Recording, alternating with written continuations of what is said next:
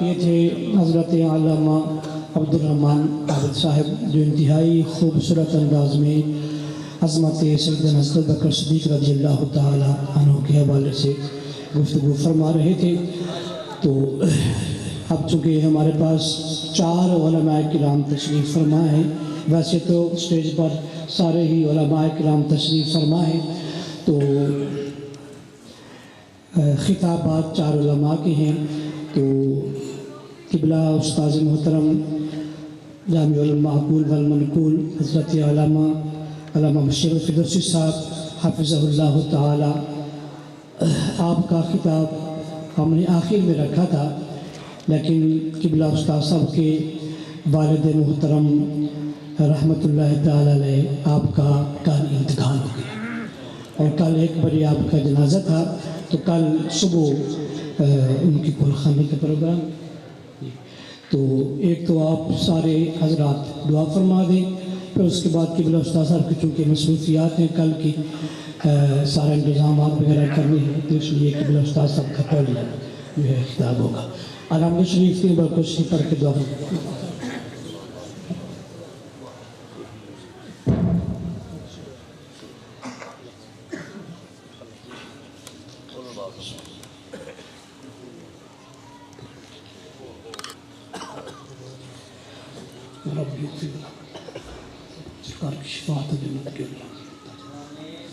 اللہ پاک قبلہ استاذ صاحب کے والد محترم کو جنت کی اعلیٰ رتبے عطا فرما، اللہ پاک ان کو سرکار کی شفاعت عطا فرما، اللہ پاک جنت الفردوس میں انہیں اعلیٰ مقام عطا فرما، جملہ مشکل مقامات ان کے لیے آسان فرما، اللہ پاک ان کے لیے آسانیاں پیدا فرما۔ ربی اغفر وارحم وانت خیر الراحمین، صلی اللہ تعالیٰ علیہ سیدنا محمد۔ اب میں مائک قبلہ مفتی نور البشر صاحب سے حوالے کرتا ہوں، اب آپ علماء کو آپ دعوت دیں۔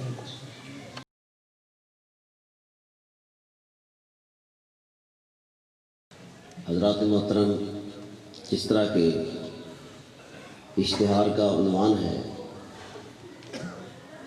پیشہ ور نعت خوانوں، نقیبوں اور خطیبوں سے کنارہ کشی کرتے ہوئے علاقہ بھر میں ایک منفرد پروگرام،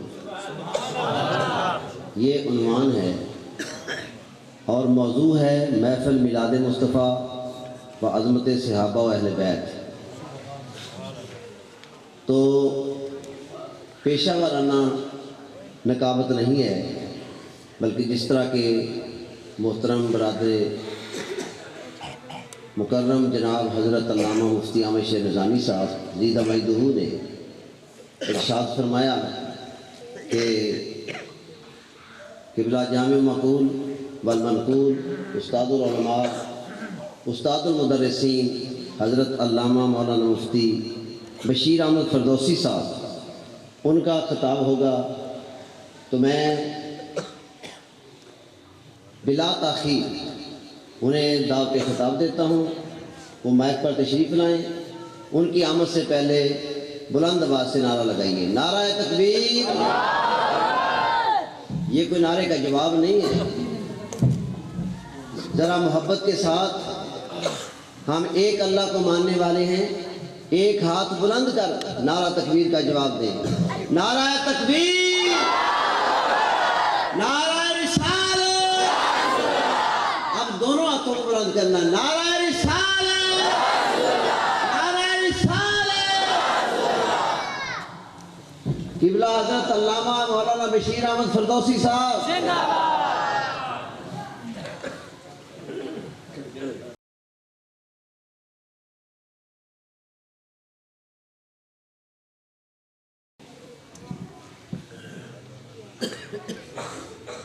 نحمده ونصلي ونسلم على رسوله الكريم،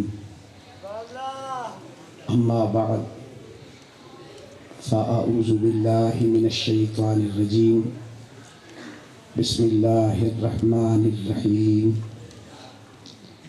الذين يتبعون الرسول النبي الأمي الذي يجدونه مكتوبا عندهم فی التوراۃ والانجیل یأمرهم بالمعروف وینہاہم عن المنکر الآیہ۔ صدق اللہ مولانا العظیم وبلغنا رسولہ النبی الکریم ونحن علی ذالک لمن الشاہدین والشاکرین والحمد للہ رب العالمین۔ تمام حضرات محبت کے ساتھ ذوق کے ساتھ درود پاک پڑھ لیجئے۔ الصلاۃ والسلام علیکہ سیدی یا رسول اللہ وعلی آلکہ واصحابکہ یا حبیب اللہ۔ الصلاۃ والسلام علیکہ وعلی آلکہ واصحابکہ یا محمد رسول اللہ۔ برادران ملت، سب سے پہلی گزارش یہ ہے کہ بندہ ناچیز کوئی عالم یا کوئی فاضل یا کوئی خطیب نہیں، ایک مدرسے کا ادنا سا طالب العلم ہوں، سبق سنانے کے لیے حاضر ہوا ہوں۔ آپ دعا فرمائیں خلاق کائنات مجھے صحیح سبق سنانے کی، آپ کو سننے کی، اور ہم سب کو حق سن کر سمجھ کر عمل کرنے کی اللہ توفیق عطا فرمائے۔ اس کے بعد دوسری گزارش ہے کہ جن دوستوں کے پاس کپڑا موجود ہے وہ ننگے سر نہ بیٹھیں، اپنے سر کو ڈھانپ کر ادب کے ساتھ بیٹھیں۔ یہ پاکیزہ نورانی روحانی محفل ہے، اور بلکہ میرا حسن ظن یہی ہے کہ آپ نے نماز بھی پڑھی ہوگی اور باوضو بھی بیٹھی ہوں گی، کیونکہ آقا کریم علیہ الصلاۃ والسلام کا ذکر خیر کرنا بھی عبادت ہے اور سننا بھی عبادت ہے۔ اس میں آپ حضرات سے بڑے ادب سے گزارش ہے، جب بھی ایسی پاکیزہ محفل میں تشریف لے کے جائیں بغیر وضو کے نہیں، باوضو ہو کے بیٹھا کریں، تاکہ اس محفل کے جو فیض و برکات ہیں وہ صحیح معنوں میں ہم حاصل کر سکیں۔ تیسری بات یہ ہے کہ آج کی یہ جو منفرد تقریب عزیز القدر عزیزم مولانا احمد شیر نظامی صاحب زیدہ شرفہ نے سجائی ہے، اور اس کی سٹیج پر کثیر تعداد میں علماء کرام آپ کے سامنے جلوہ گر ہیں۔ پہلے بھی آپ نے خطاب سماعت فرمایا، میرے بعد بھی آپ خطابات سماعت فرماتے رہیں گے انشاءاللہ العزیز۔ میں وثوق سے کہتا ہوں کہ اگر اس مشن کو ہم خلوص نیت اور خلوص دل کے ساتھ آگے بڑھانے کی کوشش کریں گے تو منزل دور نہیں ہوگی۔ اس کی پہلی شرط جو ہے وہ ہے خلوص نیت کی۔ جب تک یہ خلوص نہیں ہوتا کسی عمل کا اثر مرتب نہیں ہوتا۔ سب سے پہلی شرط جو ہوتی ہے وہ ہے اخلاص کی، جس کا آج ہمارے اندر عمومی طور پر فقدان ہے۔ سمجھانے کے لیے میں ایک واقعہ آپ کی نظر کرنا چاہتا ہوں، اگر آپ غور فرمائیں گے۔ ایک بزرگ گزرے ہیں علامہ بقائی علیہ الرحمہ۔ ان کی عمر مبارک جب 30 سال کی ہو گئی تو ان کو ایک شوق لگا کہ میں قرآن مقدس کی تفسیر لکھوں۔ ارادہ کیا تو ہمارے جو اکابرین اور اسلاف تھے وہ کوئی بھی کام کرتے تھے تو اس سے پہلے استخارہ کرتے تھے، اور چونکہ استخارہ جو ہے یہ سنت ہے تو اس میں خیر کا پہلو نکل آتا ہے۔ انہوں نے استخارہ شروع کیا، کرتے رہے، ایک دن نہیں، ایک مہینہ نہیں، ایک سال نہیں، 10 سال مسلسل استخارہ کیا۔ جب 10 سال گزر گئے تو عمر تھی پہلے 30 سال، 10 سال اب ہوئے تو بن گئی 40 سال۔ 40 سال کے بعد جب گزرے عمر ہو گئی تو خواب میں آقا کریم علیہ السلام تشریف لے کے آئے۔ آپ نے فرمایا بیٹا 40 سال کے بعد عمر بھی پکی ہو جاتی ہے، علم بھی پختہ ہو جاتا ہے، اب آپ تفسیر لکھنا شروع کریں۔ تو انہوں نے پھر تفسیر لکھی، اس کا نام ہے نظم الدرر فی الآیات والسور کے نام سے۔ انہوں نے تفسیر لکھنے کے بعد اس کو ایک گڑھے میں دفن کر دیا۔ شاگردوں نے کہا کہ حضرت یہ جو مٹی ہے یہ کاغذ کی دشمن ہوتی ہے، کاغذ کو تو کھا جائے گی۔ آپ نے جو جملہ کہا وہ آپ کی نظر کرنا چاہتا ہوں۔ آپ نے کہا کہ اگر میں نے اللہ کی رضا کے لیے لکھی ہے پھر مٹی کی مجال نہیں کہ میرے کاغذ کو کھا جائے، اور اگر میں نے اپنے تعارف اور شہرت کے لیے لکھی ہے پھر مٹی کھا جائے تو مجھے کوئی افسوس نہیں ہوگا۔ آپ نے دفن کر دی، آپ کا وصال ہو گیا۔ جب آپ کے شاگردوں نے سوچا، ہمارے استاد مکرم نے ایک یہاں تفسیر لکھ کے دفن کی تھی، نکالے تو کیسی ہے، دیکھا تو جس طریقے سے کاغذ رکھے تھے اسی طرح کاغذ چمک رہے تھے۔ پھر آپ کے شاگردوں نے یہ کتاب پرنٹ کرائی تھی، تو اب ایک ان کی گفتگو کا یہ جو جملہ میں آپ کی نظر کرنا چاہتا ہوں کہ انہوں نے کہا کہ اگر میں نے اللہ کی رضا کے لیے لکھی ہے تو پھر مٹی کی مجال نہیں ہے۔ تو چونکہ ان کی بنیاد اخلاص پر تھی، اس لیے ان کے کاغذ کو مٹی نہیں کھا سکی ہے۔ آج ہم بھی جب کوئی عمل کریں اس کی پہلی بنیاد وہ اخلاص ہونا چاہیے۔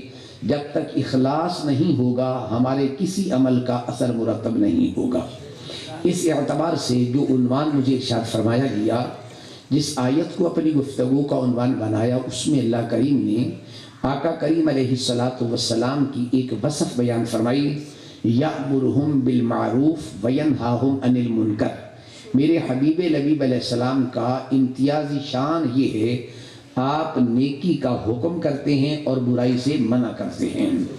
اب یہاں اصلاح کے حوالے سے بات کرنے سے پہلے دو باتیں عرض کروں گا۔ کیا محافل میلاد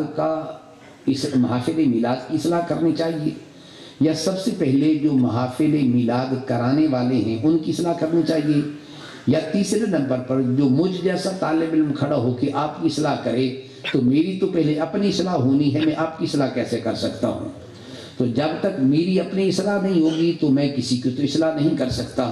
تو اگر اس عنوان کو بنیادی طور پر یوں سمجھیں کہ سب سے پہلے تو اہل علم حضرات جو ہیں انہیں اپنے عمل پر، انہیں اپنے طریقہ کار پر اور انہیں اپنے طرز عمل پر غور و فکر کرنا چاہیے کہ کیا ہم جو کچھ کر رہے ہیں ہمارا عمل بھی ٹھیک ہے یا نہیں ہے۔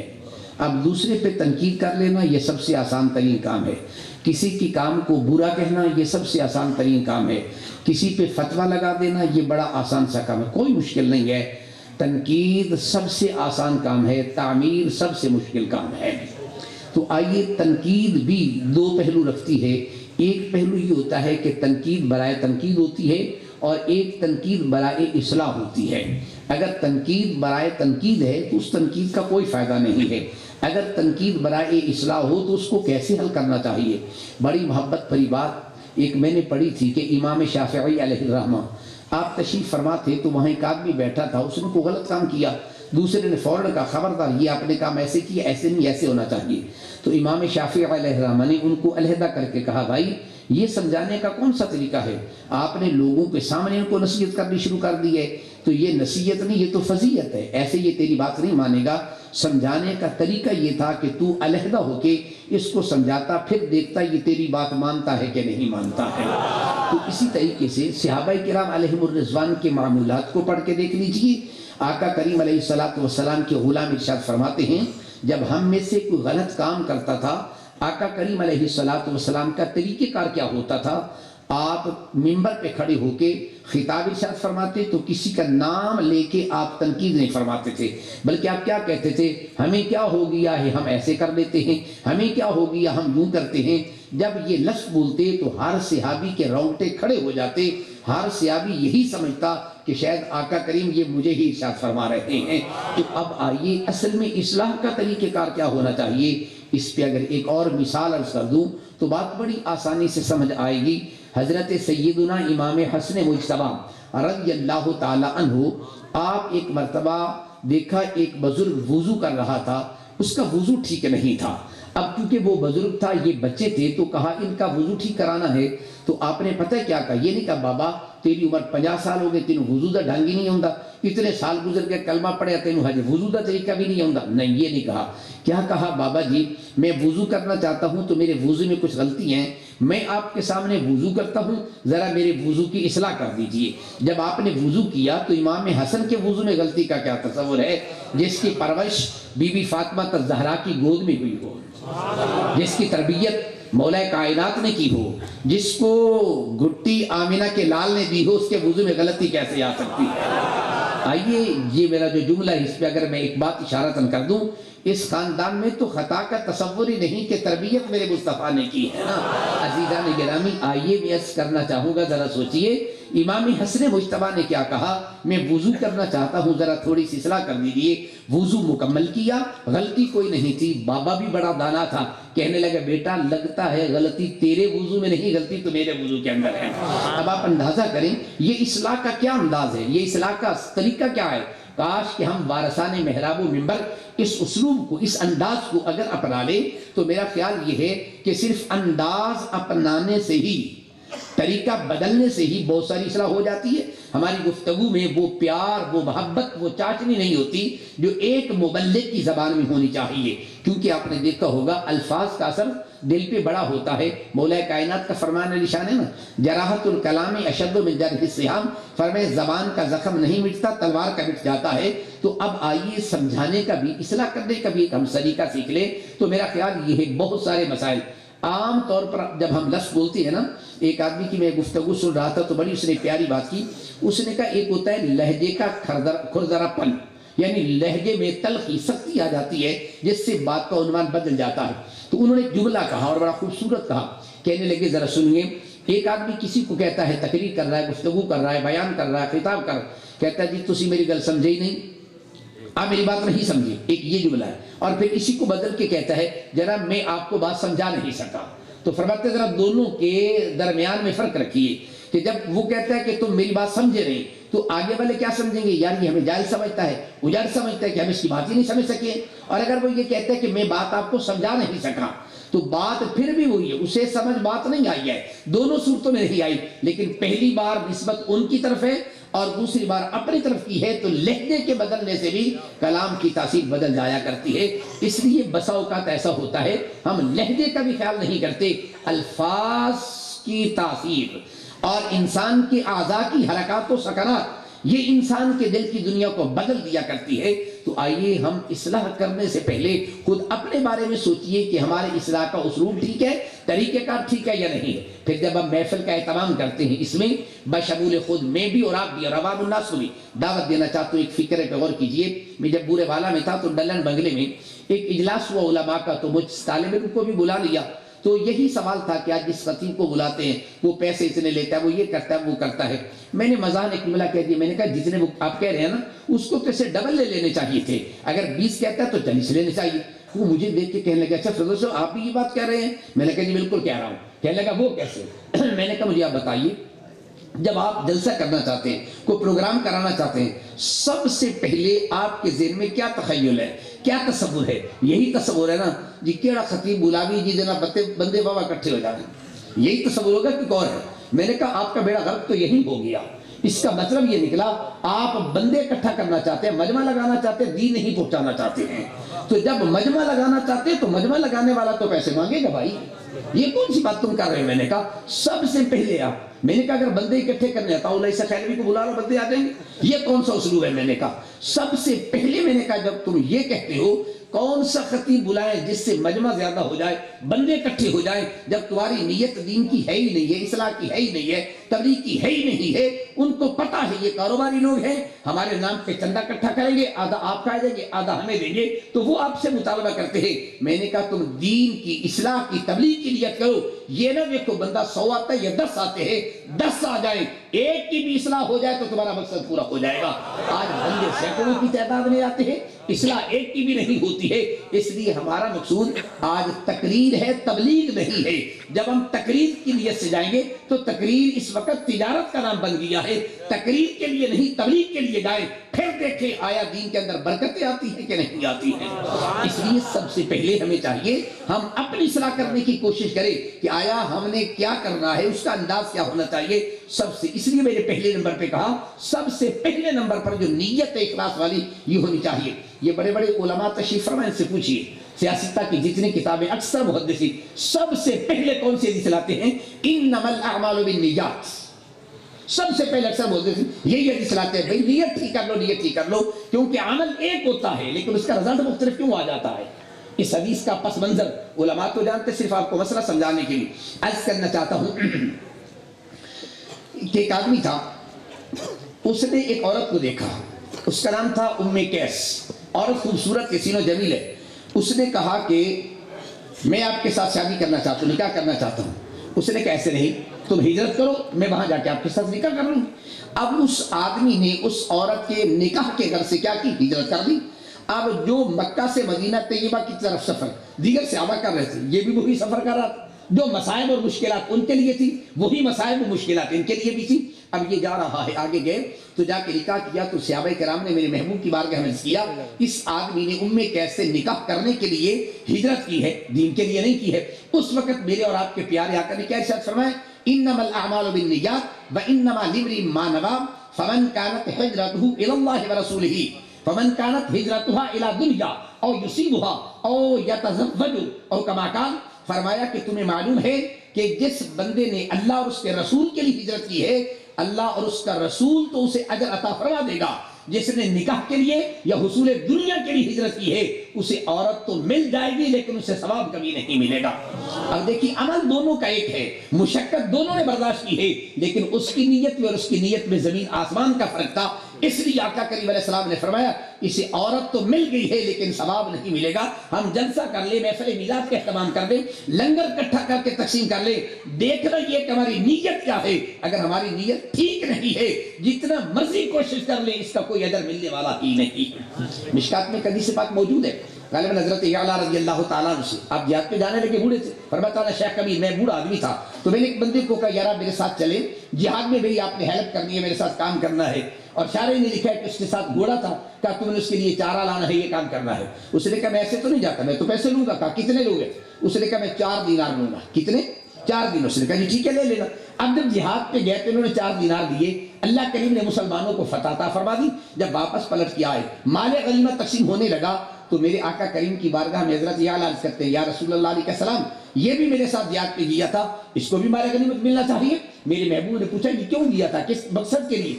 کہا میں اس کو اپنے کام کے لیے لے کے گیا تھا، تم بھی یہ ساتھ کام کرنا. اور اس نے یہ کہا کہ میں پیسے لوں گا. اس نے 4 دینار دیے ہیں. تو میرے اور آپ کے پیارے آقا فرماتے اس نے 4 دینار لے لیے. اب نہ تو اس کو دنیا میں اس کا بدلہ ملے گا، نہ آخرت کے اندر بدلہ ملے گا. کیا مطلب ہوگا؟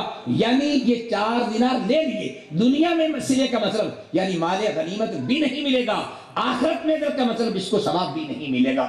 اب جتنے بھی میں ہوں یا آپ یا زائد کا سوا کوئی بھی ہے، چاہے وہ خطیب ہو، چاہے وہ نقیب ہو، چاہے وہ ناخواہ ہو، جب یہ پیسے طے کر لیتا ہے میں نے 20,000 لینے ہیں، 5,000 لینے، 1,000 لینا ہے، اب اس کو یہ 4 ٹکے تو مل جائیں گے. اس کو نہ دنیا میں اللہ صلہ عطا کرے گا، نہ آخرت کے اندر صلہ عطا کرے گا. اب اس کا جرم کس کا ہوگا؟ یہ میرا ہوگا، اکیلے کا نہیں. یاد رکھ لیجئے جتنا جرم لینے والے کا ہے اتنا دینے والے کا بھی ہے. جتنا جرم لینے والے کا ہے اتنا دینے والے کا ہے. جیسے میں لینے والا قصوروار ہوں تو آپ دینے والے بھی تو قصوروار ہیں. مجھے تو کہتے ہیں اصلاح کر لیں لیکن اپنی اصلاح کیوں نہیں کرتے ہیں؟ اس لیے بڑی محبت سے عرض کرنا چاہوں گا، اس عنوان کو ذرا ذہن میں رکھیے کہ جب تک ہم اپنی اصلاح بھی نہیں کریں گے دوسرے کی اصلاح کر ہی نہیں سکتے ہیں. بڑی معروف سی بات ہے، بعض نے تو منسوب کی ہے حضور غوث العالمین کے پاس، اور بعض نے کسی اور کی طرف بھی منسوب کی ہے. ایک خاتون آ گئی کہنے لگی کہ میرا بچہ جو ہے یہ گڑ کھاتا ہے، فرمایا اس کو کل کو لے کے آ جانا. دوسرے دن آئے تو میرے غوث اعظم نے فرمایا بیٹا گڑ نہ کھایا کر. اس نے کہا حضرت یہی بات کہنی تھی تو کل کہہ دیتے.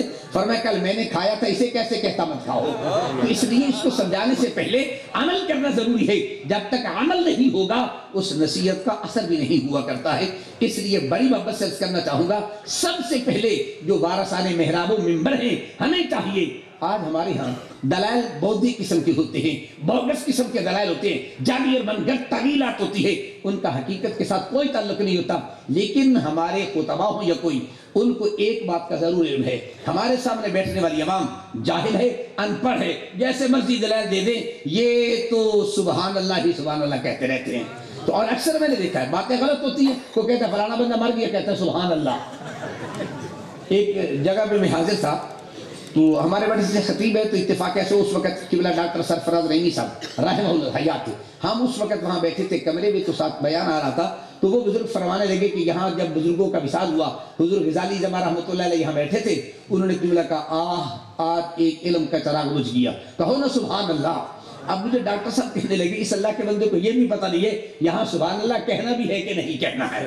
تو بھائی جس وقت ہمیں اس بات کا علم ہی نہیں ہے تو ہم آپ کی صلاح کیسے کریں گے؟ اس لیے ضرورت اس امر کی ہے کہ ان کو یہ پتہ ہے کہ ہماری عوام یہ جاہل ہے، ان کو حقائق کا پتہ ہی نہیں، مسئلے کا علم ہی نہیں ہے، اس لیے وہ ہماری جہالت سے فائدہ اٹھاتے ہیں. اس کا حل یہ ہے آپ کے اندر ذوق پیدا ہونا چاہیے، آپ مطالعہ کریں، آپ علم پڑھیں. آپ جب مطالعہ کریں گے آپ کو علم ہوگا تو پھر آپ کو پتہ چلے گا کہ کہنے والا کیا کہہ رہا ہے. ہمارے اندر جب علم کا شوق ہی نہیں ہے، مطالعے کا شوق ہی نہیں. ایک مسجد میں حاضر ہوا تو 11ویں شریف کا پروگرام تھا. میں نے ان سے عرض کیا، میں نے کہا حضرت یہ جو 11ویں شریف ہے وہ مسجد بڑی امیر ہے، ہمارے شہر بورے والا کی تھی. تو میں نے ان کو یہ کہا، میں نے کہا دیکھو یار تم اتنی برفی لڈو یہ تقسیم کرتے ہو تو میری ایک چھوٹی سی درخواست ہے. کہنے لگے کیا؟ تقریب میں میں نے کہا یہاں ایک مسجد کے ساتھ نا چھوٹی سی لائبریری بنا دو. کیا بنا دو؟ لائبریری بنا دو، اور اس میں کتابیں رکھ دو، اور بے شک اس کا نام غوثیہ لائبریری رکھ دو، حضور غوث العالمین کے نام پہ رکھ دو. 11ویں ہر مہینے تم چندہ مانگتے ہو، اگر 10,000 ہے تو 5,000 کی برفی لے لو، 5,000 کی کتابیں رکھ دو. اگر 5,000 ہے تو 2,500 کی کتابیں لے لو، 2,500 کی برفی کھا لو. میں نے کہا ایسے کر. ایک بندہ کہنے لگا فردوسی صاحب کتابیں چلے رکھ لو، یہ بندے چک کے لے جائیں گے. میں کہا مجھے یہ بتائیں جب برفی دے تو واپس لے جاتے ہیں؟ نہیں دے. میں نے کہا جب برفی نہیں دے جاتے کتاب کیوں دے جائیں؟ کوئی الٹا شکر کرو، یہ کتاب لے کے جا رہا ہے، خوشی کر یہ پڑھتا ہے تبھی تو لے کے جا رہا ہے، ان پڑھ تو کتاب نہیں لے کے جائے گا. اور میں نے کہا خدا کے بندو برفی دیتے ہو تو یہ ذہن میں سوال نہیں آتا کہ واپس دے گا کہ نہیں. وہ کھانے کو سے نہیں، کھانے کے لیے دیتے ہو تو کتاب بھی پڑھنے کے لیے دے دو. کیا ہوا؟ نہیں دے گا، یہ پڑھے گا، کسی اور کو دے گا، گھر میں اور پڑھ لے گا. یہ ثواب کا کام ہے، یہ کون سا تم سوال کرتے ہو؟ تو جب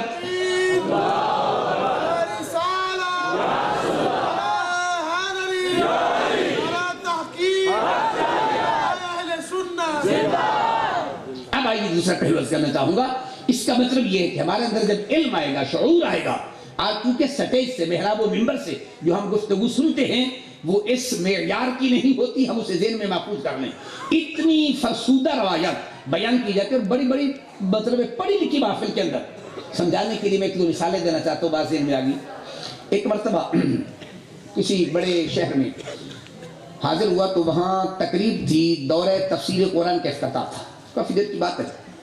اچھا اب وہاں جنہوں نے دورہ تفسیر پڑھانا تھا وہ تشریف نہ لا سکے، اس وقت دن تھی، فلائٹ لیٹ ہو گئی، تقریب ہو گئی. تو اس میں ایک بہت بڑے خطیب تھے، ان کو مفسر قرآن کہہ لیں جو بھی ہو گئے.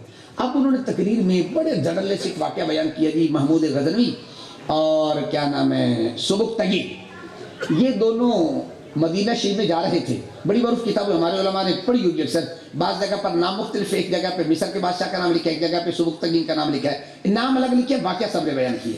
کیا کہا جی؟ محمود غزنوی نے اپنے کندھے پہ مشکیزہ رکھا ہوا تھا اور سبکتگین نے کیا کیا ہوا تھا؟ بڑا فاخرانہ لباس پہنا ہوا تھا. تو کسی نے ان کو پہچان لیا. سبکتگین محمود غزنوی سے پوچھا حضرت آپ تو وہاں بادشاہ ہیں اور یہاں مشکیزہ لے کے پھر رہے ہیں؟ تو اس نے کہا بات یہ وہاں بادشاہ ہوں لیکن یہاں گدا بن کے آتا ہوں. دیکھیں نا جھوٹ پہ کتنا سبحان اللہ آتا ہے، منٹ میں سبحان اللہ جھوٹ میں آ جاتا ہے. اب پتہ ہی نہیں کہ یہ بات حقیقت کیا ہوتی ہے، جہالت سے فائدہ اٹھاتے ہیں. اب دوسرے سبکتگین سے پوچھا حضرت آپ یہاں بڑے آ کر کے چل رہے ہیں، بڑا فاخرانہ لباس پہنا ہے؟ اس نے کہا حضرت جس ہستی نے مجھے لباس دیا ہے نا میں دکھانے کے لیے آیا ہوں کیسا اچھا لگتا ہے. اب دیکھیں اتنی روایت، یہ بہت پاکستان کا عروس البلاد کراچی کے مرکزی ادارے میں یہ بات ہو رہی ہے. میں نے کہا لوگوں کو پتہ ہی نہیں کہ محمود غزنوی کو تو زندگی میں مدینے جانے کا اتفاق ہی نہیں ہوا. تو ہم سبحان اللہ اس میں بڑا کہتے ہیں جی دیکھو بادشاہ کے گدا بن کے پھر رہا ہے. یہ پتہ ہی نہیں کہ محمود غزنوی مدینہ شریف گیا بھی ہے کہ نہیں. اس کو پوری زندگی وہ جہاد کرتا رہا، مدینے میں جانے کا اتفاق ہی نہیں ہو سکا ہے. اور پھر یہ بھی نہیں پتا سبکتگین باپ کا نام ہے، محمود غزنوی اسی بیٹے کا نام ہے. یہ بیک وقت کون سی دو ریاستوں کے بادشاہ تھے کہ وہاں اکٹھے کر رہے تھے. عجیب بات ہے، ہماری کتابوں میں یہ باتیں لکھی ہوتی ہے، ہم یہ پڑھ کے دھڑلے سے بڑا بیان کرتے ہیں. ہماری قوم بھی کہتے ہیں سبحان اللہ بابا. کس سے فائدہ اٹھایا جاتا ہے؟ جہالت سے فائدہ اٹھایا جاتا ہے. آپ سے بھی درخواست کروں گا، یہ صرف ہمارا کام نہیں آپ کا بھی کام ہے. آپ نے اتنے پیسے مسجد پہ لگائے جتنے ایک مینار پہ لگائے ہیں، اگر آپ اس کے ساتھ اتنی ایک مینار کے پیسوں کی لائبریری بنا دیتے، مجھے بتائیے مینار کا فائدہ زیادہ تھا یا لائبریری کا فائدہ زیادہ تھا؟ لیکن ہم نے کبھی سوچا نہیں. آپ کا قصور نہیں، ہم نے چونکہ آپ کو فکر دی نہیں ہے، ہم نے یہ سوچ دی نہیں ہے. یہاں اس جہاں میں کھڑا ہوں اس کے قریب شہر میں میرے ایک دوست رہتے ہیں بڑے قریبی، تو انہوں نے مجھے ایک بات بتائی، کہنے لگے کہ ہمارے دوست ہے. تو انہوں نے اس وقت کافی دیر کی بات 7 لاکھ روپیہ رکھا ہوا ہے کہ جب آپ مسجد بنائیں گے تو مسجد کی مینار کے لیے پیسہ میں دوں گا. میں نے ان سے بڑے پیار سے کہا، میں نے کہا حضرت ان کو کہیں مینار کے لیے نہیں، آپ 7 لاکھ روپیہ لے لیں مسجد کے ساتھ نا، زیادہ سے زیادہ 4 لاکھ میں بہترین ایک لائبریری کا کمرہ بن جائے اس وقت، اور باقی 3 لاکھ بچے گا، 3 لاکھ کی کتابیں رکھ دینا، مینار کے مقابلے میں اس کا زیادہ ثواب ہوگا۔ اس نے کہا یہ وہ مانتا نہیں ہے، وہ یہ کہتا ہے میں نے فلاں اگر میں نہیں لیتا تو وہ فلاں کو دے دے گا فلاں۔ میں نے کہا یہ بھی کیا مسئلہ ہے، کسی کو دے دو، آپ کو کیا ذمہ داری ہے؟ نہیں مانتا۔ میں نے کہا آپ اس کو میرے پاس بیٹھائیں، میں اس کی ذہن سازی کرتا ہوں، فکری انقلاب پیدا ہوگا، میں سوچ دوں گا، اگر سوچ نہ پیدا ہو تو کر لینا۔ کہنے لگا جی ٹھیک، یہ کہ جی کریں گے، یہ کریں گے، نہ کیا۔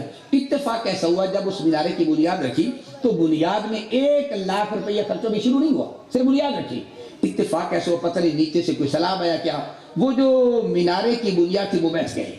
اب میں نے ان کو کہا، میں نے کہا دیکھیں میں نے آپ کو منع کیا تھا نا، میں نے کہا اگر کوئی پیر ہوتا نا تو اس کی کرامت لکھی جاتی، دیکھو جی پیر صاحب آقا تو میں نہیں ہے، میں کہا اب چونکہ یہ مولوی نے کہا یہ کرامت نہیں ہو سکتی ہے، میں نے کہا ایسی کرامتیں میری پتہ نہیں کتنی ہے، خدا کے بندو سوچنے کی بات ہے۔ میں نے کہا یہ قوم کو فکر کس نے دینی ہے، قوم کی یہ سوچ کس نے بدلنی ہے، میں نے اور آپ نے بدلی ہے، ہمارے فرائض میں شامل ہے۔ اور بزرگ فرماتے تھے نا قطرہ قطرہ زمین پہ پہندا رہے نا آخر زمین نرم ہو ہی جاتی ہے۔ یہ جتنے نوجوان بزرگ بیٹھے ہیں نا، ہم ان کو بار بار یہ باتیں بتائیں تو میں قسم سے کہتا ہوں ان لوگوں کے دل بدل جائیں گے، دل کے اندر خیال بدلے گا واقعی میں یہ کام کرنا چاہیے اور یہ نہیں کرنا چاہیے۔ پھر ایک اصول رکھیں، جب بھی آپ کوئی کام کرتے ہیں اس کے 2 پہلو، اس میں صحیح کا پہلو بھی ہوتا ہے اور برائی کا پہلو بھی ہوتا ہے، خیر کا بھی ہوتا ہے، شر کا بھی ہوتا ہے۔ تو کیا کرنا چاہیے ہمیں؟ اس وقت بحث ہو جاتی ہے، جنڈیاں اتنے لگاتے ہیں، لائٹنگ اتنی کرتے ہیں، پروگرام اتنا کرتے ہیں، کبھی ہم نے تقابل دیکھ کے سوچا اس میں خیر کے پہلو کتنے ہیں اور دوسرے پہلو کتنے ہیں؟ عرس ہوتا ہے، میلہ لگتا ہے، کبھی ہم نے سوچا کہ خیر کا پہلو کتنا ہوتا ہے؟ ہم نے اس بارے میں کبھی غور ہی نہیں کیا۔ مجھ جیسا طالب علم کبھی کو بات کر دے تو بڑے فتوے لگ جاتے ہیں، سوچا ہی نہیں۔ میں نے کہا یہ میں قرآن کو اصول بتاتا ہوں۔ قرآن نے ایک اصول اور ضابطہ دیا۔ اصول فقہ پڑھنے والے طالب علم جب اصول فقہ کے ذریعے سے قرآن سے مسائل کے استنباط و استخراج کرتے ہیں، میں طلباء کو کہا کرتا ہوں شکر ہے کہ ہم طلباء کو بھی اصول فقہ کے اجراء کا طریقہ نہیں بتاتے کہ مسائل نکالنے کیسے ہیں۔ اس لیے آج کوئی ایسا فقیہ نہیں تیار ہوتا جو قرآن سے ڈائریکٹ مسئلے اخذ کر کے لوگوں کو بتائے۔ میں نے کہا وجہ یہ ہے کہ ہم نے طلباء کی سوچ کو بھی محدود کر دیا ہے، فکر منجمد ہو گئی ہے۔ اگر کوئی آگے کی بات کرتا ہے کہ لگی بڑا مجتہد آ گیا ہے، خدا کے بندو علم کے دروازے بند نہیں ہیں۔ اگر کوئی صاحب علم آیا ہے آگے کی بات کرتا ہے تو کرنے دیجیے، کیا بات ہوتی ہے؟ میں نے کہا یہ قرآن ایک اصول بتاتا ہے۔ رب کائنات نے قرآن میں فرمایا یسألونک عن الخمر والمیسر قل فیہما اسم کبیر ومنافع للناس واسمہما اکبر من نفعہما۔ رب کائنات فرماتا ہے پیارے محبوب آپ سے یہ شراب اور جوئے کے متعلق سوال کرتے ہیں، یہ حلال ہے حرام ہے جائز ہے ناجائز ہے کیا ہے؟ قرآن نے سوالیہ فکرہ رکھا، یسألونک عن الخمر والمیسر، آگے کیا کل اے بھی فرما دیئے کل فیہما اسم کبیر، ان دونوں میں بہت بڑا گناہ ہے، وَإِسْمُهُمَا أَكْبَرُ مِن نَفْعِهِمَا، فرمایا اس کے اندر نفع بھی ہے اور نقصان بھی ہے۔ توجہ نہ سے نفع بھی ہے نقصان بھی، گناہ بھی ہے، لیکن گناہ بڑا ہے نفع چھوٹا ہے، لہٰذا یہ دونوں حرام ہو گئے۔ میں نے کہا قرآن میں اسلوب دے دیا، طریقہ دے دیا، جب تم کام کرتے ہو اگر اس میں 2 پہلو آ جائیں، ایک خیر کا ایک شر کا پہلو آ جائے، اب دیکھنا یہ خیر زیادہ ہے یہ شر زیادہ ہے، بس۔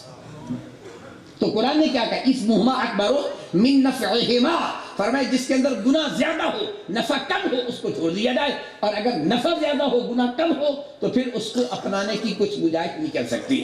میں نے کہا بتاؤ مجھے ایک دربار پہ میلہ لگتا ہے، اس لگتا ہے، لکیرانی وہاں ہوتی ہے، موت کا کنواں وہاں ہوتا ہے، تھیٹر وہاں ہوتے ہیں، میجک شو وہاں ہوتے ہیں، وہاں نمازی کتنے ہوتے ہیں مجھے آپ بتا دیں، بتائیں آخر آپ کو بھی اللہ نے عقل بھی دیا ہے، شعور بھی دیا ہے، فہم بھی دیا ہے، فراست بھی دی ہے، ذہانت بھی دی ہے، فطانت بھی دی ہے۔ اب مجھے بتائیے وہاں کتوں کی لڑائی ہوتی، کتوں کی لڑائی کے میلے ہوتے ہیں اور وہاں پتہ نہیں کیا کیا ہوتا ہے۔ اب میں آپ کی عقل پہ چھوڑ دینا چاہتا ہوں، مجھے بتائیے وہاں خیر کا پہلو زیادہ ہے یا شر کا پہلو زیادہ ہے؟ اب مجھ سے کوئی سوال کرے کہ اس پہ جانا جائز ہے تو میں بحثیت طالب علم کیسے کہہ دوں کیسے اس پہ جانا جائز ہے؟ میں تو نہیں کہہ سکتا، اس لیے کہ قرآن یہ بتاتا ہے کہ ذرا دیکھو ہاں وہ عرس جس کے اندر یہ برائیاں نہ ہوں، وہاں فقط اللہ کے محبوب کے بیان ہو، قرآن مقدس کی تلاوت ہو، ثناخوانی ہو، ذکر کی محفل ہو، نیک کام ہو، پھر تو وہاں جانا جائز ہوگا۔ اگر جس اس کے اندر یہ خرافات زیادہ ہیں، کم از کم میں طالب علم یہ فتویٰ نہیں دے سکتا کہ ایسا آدمی وہاں جائے اور کوئی ثواب کما کے لے کے آئے۔ لوگوں کو تو ہم بڑے پیار سے بتاتے ہیں جی آقا کریم علیہ السلام کی عمر شریف 6 سال تھی یا 7 سال تھی، آپ تشریف لے جا رہے تھے، ایک حویلی سے بینسری کی آواز آئی، میرے آقا کریم علیہ السلام بچپن کے اندر کانوں میں یوں انگلیاں ڈالی اور دوڑ کے گزر گئے کہ کہیں بینسری کی آواز میرے کانوں میں نہ پہنچ جائے۔ اور یہی واقعہ ایک سیدنا فاروق اعظم رضی اللہ تعالیٰ کا بھی آتا ہے، جب آپ کا غلام مولا بن رافع آپ کے ساتھ جا رہے تھے، بیسری کی آواز آئی تو کانوں میں انگلیاں ڈال کے دوڑ کے گئے، تو مولا بن رافع سے پوچھا آواز آ رہی ہے کہ نہیں، پھر انگلیاں نکالی ہے۔ اب ذرا تھوڑا سا غور کیجئے، جب ہم دربار پر میلے پر جائیں نا تو ہماری نیت کیا ہو، جی ہم تو حاضری کے لیے جا رہے ہیں، تو بھائی جہاں لکی رانی موجود ہے، تھیٹر موجود ہے، سپیکر سے، وہاں سے گزر کے جائیں گے کہ نہیں جائیں گے؟ اب یہ جتنے گانوں کی آوازیں ہوں گی اور جتنے یہ خسرے ناچ رہے ہوں گے، کون سا آپ میں سے متقی ہے وہ کہ میں جا کے دربار پہ قرآن پڑھوں گا یہ کنجر نہیں دیکھوں گا؟ مجھے بتائیے، ایسا تصور ہی ہے ہمارے اندر۔ تو بھائی ہم کسی نعت خواں کو کچھ کہنے کی بجائے، آپ پیشہ ور نعت خواں کی اصلاح کی بجائے آپ اس کو بلائیں نہیں، بڑا آسان طریقہ ہے، پیشہ ور خطیب کو آپ بلائیں، جب آپ کو پتا ہے کہ یہ پیشہ ور ہے، جانتے بھی ہیں، پھر آپ بلاتے بھی، حوصلہ افزائی بھی کرتے ہیں۔ میں کہا کر تو ہم کسی جگہ پہ روک نہیں سکتے، لیکن کم از کم علماء کی خدمت میں یہ 10 عرض کروں گا، آپ کو تو شعور ہے، آپ جانتے ہیں کہ یہ پیشہ ور ہے یا نہیں ہے، یہ پیسے طے کرتا ہے یا نہیں کرتا، آپ پابندی لگا دیں، آپ کی مسجد میں آپ کے پاس وہ کبھی بھی نہیں آئے گا، نہ ہی آپ اس کو بلائیں گے۔ دوسری جگہ پہ کیا پابند نہیں ہے؟ قرآن کہتے ہیں من عمل صالحا فلنفسہ ومن اساء فعلیہا، جو کام میں کروں گا اس کا جواب میں نہیں دینا ہے، جو آپ نے کرنا اس کا جواب آپ نے دینا ہے، آپ کے کام کا جواب میں نہیں دوں گا، میرے کام کا جواب آپ نہیں دیں گے۔ کم از کم مثال کے طور پر آج اگر یہاں 50 علماء تشریف فرما ہیں، یہ عہد کر کے جائیں ہم اپنی مسجد میں بے ریش نعت خواں کو بھی نہیں بلائیں گے، پیشہ ور خطیب کو بھی نہیں بلائیں گے، پیشہ ور نقیب کو بھی نہیں بلائیں گے، تو میں کہتا ہوں 50 جگہ پر کیا یہ عمل ہو سکتا ہے کہ نہیں ہو سکتا؟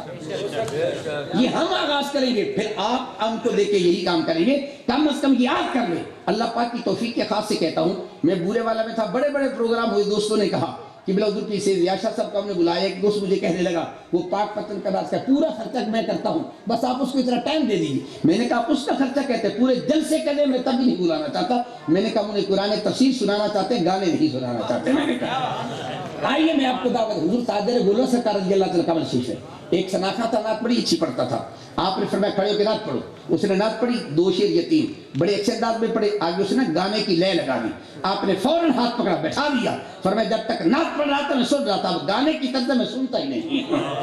تو ہمارے اکابرین نے یہ طریقہ کار بتایا ہے۔ آئیے میں آپ کو دعوت فکر دینا چاہتا ہوں، یاد رکھ لیجئے جہاں ایسے پیشہ ور ہوں گے، یہ ہم قصوروار نہیں ہیں، آپ تعاون کرتے ہیں، آپ پیسے کرتے ہیں، آپ چندہ دیتے ہیں، آپ بھی اتنے برابر کے مجرم ہیں جسے ہم مجرم ہوں گے۔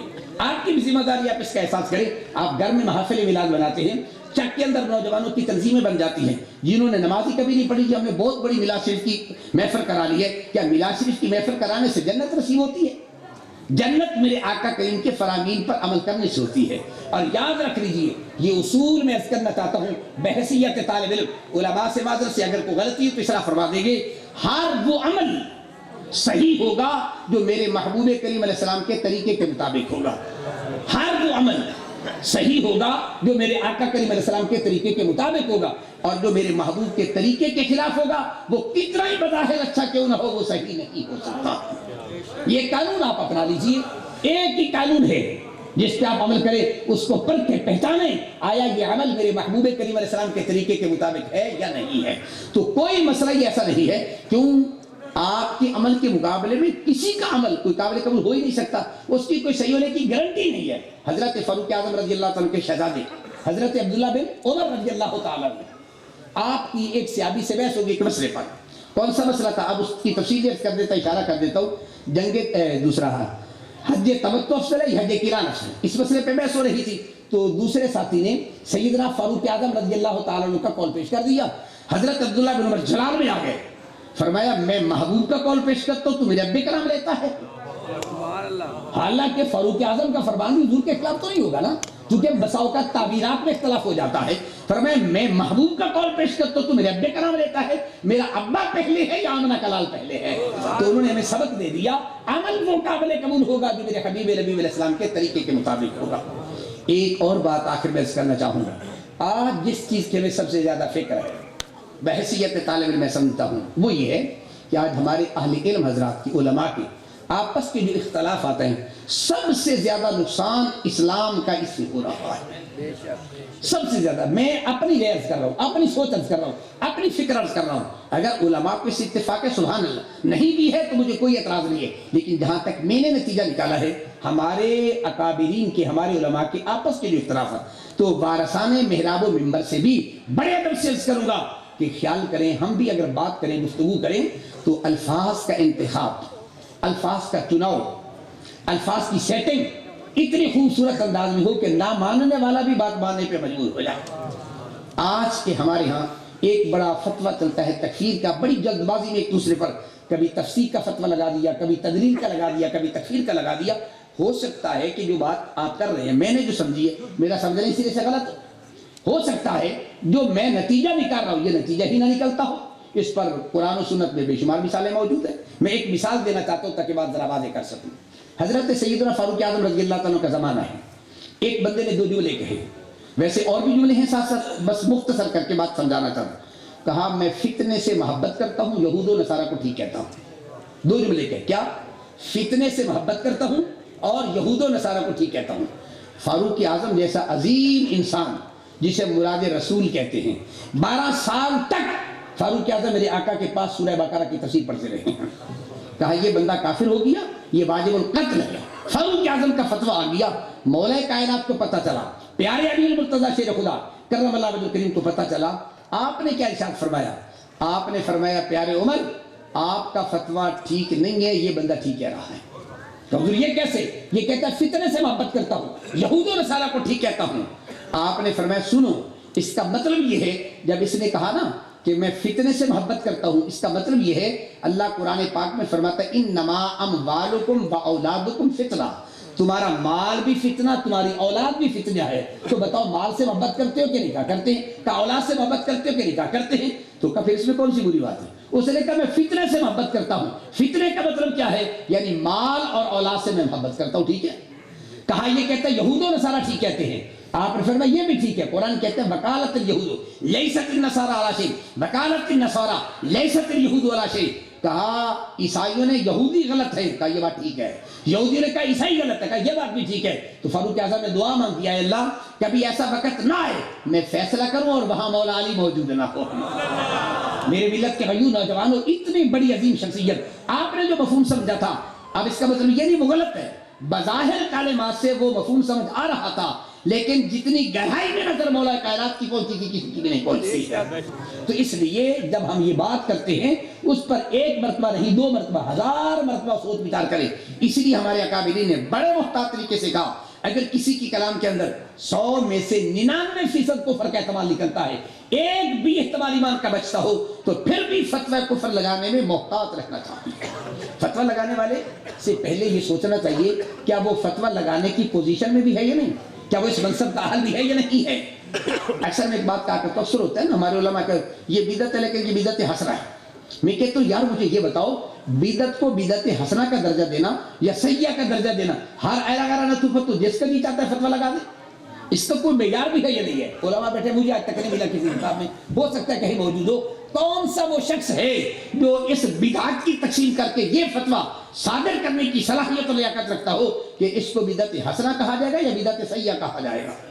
کوئی شخصیت نہیں۔ ہر خطیب جس کا جیت آتا ہے وہ کہتا ہے یہ بدعت حسنہ ہو گئی، یہ بدعت، بھائی جب ہے ہی بدعت حسنہ کا کیا تصور؟ اگرچہ ہمارے اکابرین نے تقسیم کی ہے، مجدد الفسانی اس تقسیم کو بھی نہیں مانتے ہیں، یہ ایک الگ علمی بحث ہے۔ بتانے کا مطلب نظریہ تھا فتویٰ لگانے والا پہلے یہ سوچے کہ کیا میں اس قابل بھی ہوں یا نہیں، میرے اندر یہ صلاحیت بھی ہے، لیاقت بھی ہے یا نہیں ہے۔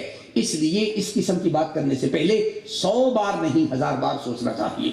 آج اگر آپ حضرات جو تشریف فرما ہیں ان علماء کی موجودگی میں آپ سے بھی وعدہ لینا چاہتا ہوں، کیا خیال ہے جہاں پیشہ ور خطیب ہو، جہاں پیشہ ور رازخواہ ہو، پیشہ ور نقیب ہو، پیسے طے کرنے والے خطیب ہوں، کیا ان محافل میں آپ چندہ دیں گے، شریک ہوں گے کہ نہیں ہوں گے؟ کوشش کریں انشاءاللہ۔ بھائی ہم برائی کو اگر بالفرض روک نہیں سکتے، برائی میں شریک تو نہ ہونا۔ سب کے روکنے کا حکم اللہ نے تمام کو دیا ہے۔ آخری حدیث عرض کر کے میں بات کو سمیٹتا ہوں۔ آقا کریم علیہ السلام کا فرمان نشان ہے، اگر برائی دیکھو تو کیسے روکو؟ سب سے پہلے نمبر پہ کہا ڈنڈے سے روکو۔ اگر ڈنڈے سے نہیں روک سکتے تو زبان سے روکو، زبان سے نہیں روک سکتے تو دل میں برا جانا۔ یہ 3 باتیں صحیح حدیث کے اندر موجود ہیں۔ اب ذرا ان پہ غور کریں. کیا پہلا حکم ہے کہ اگر برائی دیکھو ڈنڈے سے روکو؟ اگر یہاں میں برائی دیکھو ڈنڈے سے مارنا شروع کر دوں تو لڑائی نہیں بڑھے گی. اب حضور کا تو فرمانا بھائی برائی ڈنڈے سے روکو نہیں. اس کا مفہوم سمجھی کیا ہے؟ محدثین نے بڑے پیار سے کہا, فرمایا 3 درجے رکھے میرے آقا کریم علیہ السلام نے. پہلے نمبر پہ کہا اگر برائی دیکھو تو ڈنڈے سے روکو, یہ گورنمنٹ کا کام ہے. ڈنڈے سے روکنا یہ حکومت کا کام ہے, اس لیے کہ اس کے پاس پاور اور قوت نافذہ ہے. نمبر دو فرمایا پہلے نمبر پہ برائی دیکھو تو ڈنڈے سے روکو. نمبر 2 زبان سے. فرمایا یہ علماء کا کام ہے, یہ علماء کا کام ہے. یہ تبلیغ کے ذریعے سے, تحریر کے ذریعے سے, تقریر کے ذریعے برائی کو روکیں. اور تیسرے نمبر پہ کیا کہا؟ فرمایا اگر برائی کو روک نہیں سکتے دل میں برا جانو, یہ عوام الناس کا کام ہے, یہ عوام کا کام ہے. پہلے نمبر پہ حکمرانوں کا کام ہے وہ ڈنڈے سے برائی کو منع کرے, دوسرے نمبر پہ علماء کا کام ہے, تیسرے نمبر پہ عوام الناس کا کام ہے یہ دل میں برا جانے, یعنی شریک بھی نہیں ہونا اور اس کو اچھا بھی نہیں کہنا, دل میں بھی اس کو برا ہی جاننا ہے. لیکن ساتھ میں آقا نے ایک گارنٹی بھی دی ہے, فرمایا یہ جو دل میں برا جانتے ہیں نا یہ بھی ایمان کا کمزور ترین درجہ ہے. تو اب اس سے پتہ چل جائے گا کہ ہمارے اندر ایمان کتنا ہے. اگر برا جانے تو یہ کمزور ترین درجہ ہے, اگر برا نہ جانے اس میں شریک ہو جائیں تو پھر کون سا درجہ بنے گا؟ توجہ ہے میرے جملے؟ اگر برا جانے تو یہ ایمان کا کمزور ترین درجہ ہے, اور اگر روکتے برا بھی نہیں جانتے بلکہ شریک ہو جاتے, اب آپ بتائیے کون سا درجہ ہوگا وہ؟ پھر ہمیں اندازہ ہو جائے گا کہ ہمارے ایمان کی پوزیشن کیا ہے, ہمارے ایمان کی طاقت کیا ہے. آج کافر ہم سے نہیں ڈرتا. کیوں نہیں ڈرتا؟ ان کو پتہ ان کا ایمان کمزور ہو چکا ہے.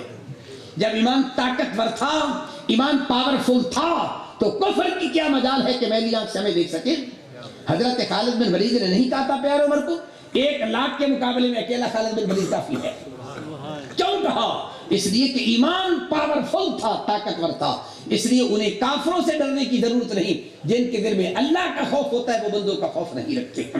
اس لیے قرآن مقدس نے 12 سال محراب و منبر اور مشائخ اعظام کو ڈانٹ کے کہا لولا ینہاہم الربانیون والاحبار عن قولہم الاسم واکلمۃ السوء. اے پیران اعظام, اے مشائخ اعظام, اے علماء کرام, تمہارے سامنے لوگ حرام کھاتے ہیں, سود کھاتے ہیں, برائی ہے, تم ان کو روکتے کیوں نہیں ہو؟ کیوں آرام سے بیٹھتے ہو؟ آج پیر مرید کو اس لیے نہیں روکتا کہ میرا نذرانہ نہ بند کر دے, عالم اس لیے نہیں منع کرتا کہ مسجد کی کمیٹی مجھے مسجد سے فارغ نہ کر دے. مسجد کی کمیٹی میں سود کھانے والے بھی بیٹھے ہوتے ہیں, رشوت لینے والے بھی بیٹھے ہیں. ہمارے اندر اتنی مجال ہی نہیں کہ ہم ان کو روک سکیں. منبر پہ کھڑو کے چیلنج سے کہتا ہے صدر ٹرمپ کے لیے ایسی کی تیسی, امریکہ والے یہ, اور جو آدمی اپنی مسجد کے صدر کو نہیں ڈرا سکتا امریکہ کو کیسے ڈرا لے گا مجھے بتائیں. یہ بھی تو باتیں کرنے کی چیلنج کرتا ہے امریکہ کے صدر کو, اور مسجد کا صدر ہم سے ٹھیک نہیں ہوتا. سوچنے کی بات ہے. آئیے میں تمہیں دعوت فکر دیتا ہوں. تمہارے لیے لازم ہے جس امام کے پیچھے نماز پڑھتے ہو اس کو اپنا ملازم مت سمجھے, اس کو اپنا نوکر مت سمجھے. اگر نوکر سمجھتے ہیں تو نمازوں کی فکر کر لینا. اس لیے آپ ان کو افضل سمجھ کے مصلی پہ کھڑا کرتے ہیں, امام سمجھ کے کھڑا کرتے ہیں. وہ مقتدی نہیں ہوتا, مقتدا ہوتا ہے. ان کی پیروی کرنا, ان کی بات ماننا آپ کے لیے فرض ہے, امام کے لیے فرض نہیں ہے کہ وہ صدر کی بات مانے. بات ہے میرا. اگر ہم امام کو ملازم سمجھتے ہیں, نوکر سمجھتے ہیں, وہ امام خاک دین کا کام کرے گا. آپ کے لیے لازم ہے کہ اپنے امام کو اپنے آپ سے افضل جانے, مقتدا جانے, ان کی بات کو مانے. یہ جو بات کر رہا ہے عجیب بات ہے. ڈاکٹر کے پاس ہے, کمپیوٹر کے پاس ہے, دوسرا کمپیوٹر ہوتا ہے کہنا گولیاں دینا میں تنہا نہیں ہوں. سکول میں پڑھا کوئی نہیں, انگریزی سے الٹے پلٹے ہو جاتے ہیں. اچھا جائیں آپ, میرے سر میں درد ہے, پیٹ میں درد ہے, آپ کو ڈسپرین دے دے, کوئی گولی دے دے. کبھی کسی نے کہا کہ یہ گولی نہ دے فلاں دے دے؟ کسی نے بھی کبھی کہا تو مجھے بتا دی. مولوی کے پاس ہے مسئلہ پوچھنے کے لیے, مسئلہ پوچھے, نہیں جی فلانے مولوی تھا آپ کا تو وہیں آتا بھی ہے. یعنی اس سے اختلاف رائے نہیں کرتے, مولوی سے اختلاف رائے کرتے ہیں.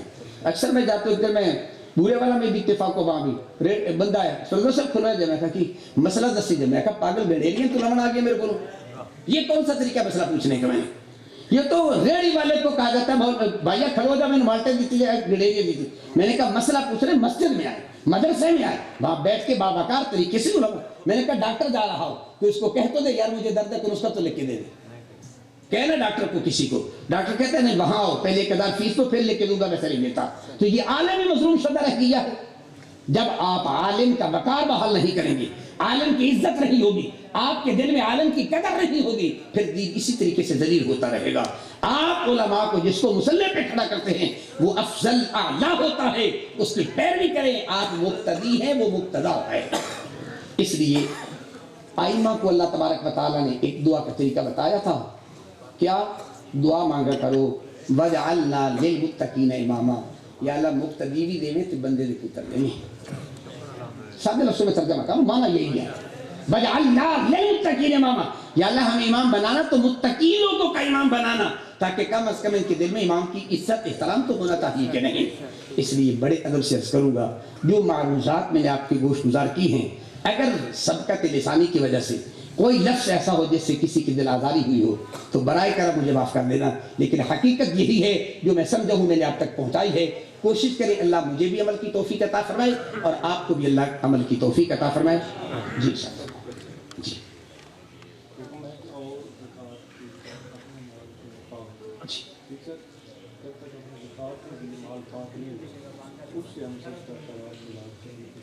शाबाश जी। एक सवाल है, बहुत अच्छा सवाल किया क्योंकि अब वक़्त के दामन में गुजारिश नहीं कि बोला काजी साहब इंशाल्लाह आपको बड़ी दिलचस्प बहुत ज़बरदस्त गुफ्तगू करते हैं, बड़ा दिल नवाज किताब सुनाएंगे। मैं तो तालिब इल्म हूँ। सवाल ये है कि अल्लाह पाक ने फरमाया ज़कात देने से माल पाक होता है, ज़कात से माल को पाक करो। अगर ज़कात अदा नहीं करेंगे सदका खैरात का फ़ायदा क्या होगा? याद रख लीजिए, जिस माल से ज़कात अदा ना की जाए सदका खैरात करोगे कोई उसका सवाब नहीं मिलेगा। बस ये बात ज़हन में रख लें, सदका खैरात करने से पहले माल को पाक करें। पाक माल अल्लाह की बारगाह में मकबूल होता है, जो पाक न हो वो कबूल ही नहीं होता।